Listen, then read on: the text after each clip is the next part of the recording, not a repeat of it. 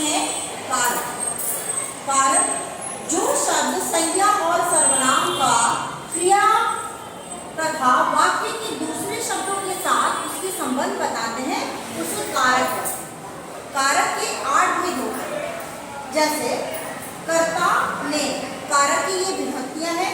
कर्ता ने, कर्ता के साथ ने का विभक्ति हमेशा लगी रहती है।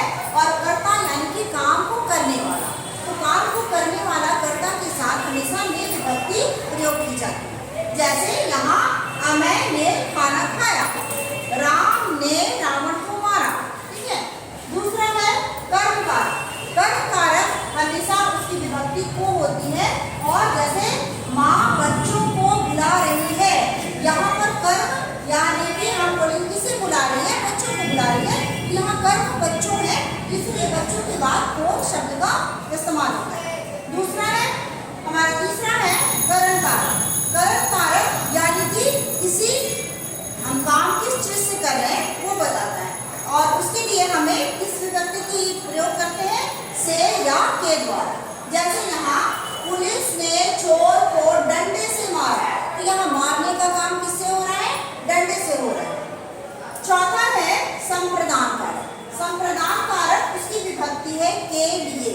संप्रदान कारक यानी जब हम किसी के लिए कोई काम करते हैं या किसी को कुछ देते हैं तो उसे संप्रदान कारक में रखते हैं। जैसे कि हमने मरीजों के लिए कंबल भिजवाए, तो मरीजों के लिए काम किया गया, इसीलिए संप्रदान कारक।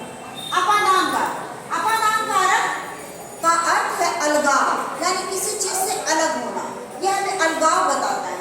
जैसे पेड़ से पत्ते गिर रहे हैं, यानी पेड़ से पत्ते गिरकर अलग हो रहे हैं। अगर हम कहेंगे कि बादल से बारिश हो रहा है, तो बादल से बारिश की बूंदें गिरकर अलग हो रही है।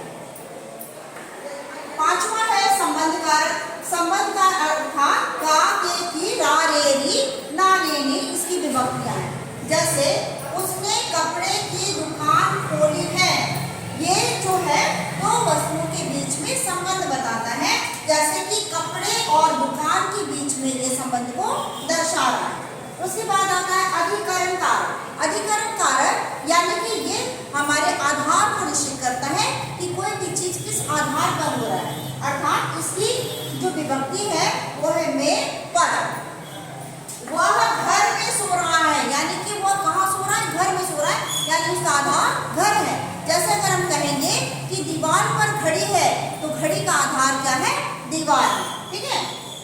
लास्ट है संबोधन कारक। संबोधन कारक जब हम किसी को बिना नाम लिए उसे पुकारते हैं तो वह संबोधन कारक का प्रयोग करते हैं।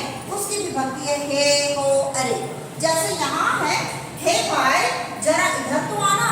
जैसे हम किसी को जब बुलाते हैं तो हे या अरे शब्द का प्रयोग करते हैं। तो ये थी कारक और उसकी 8 विभक्ति।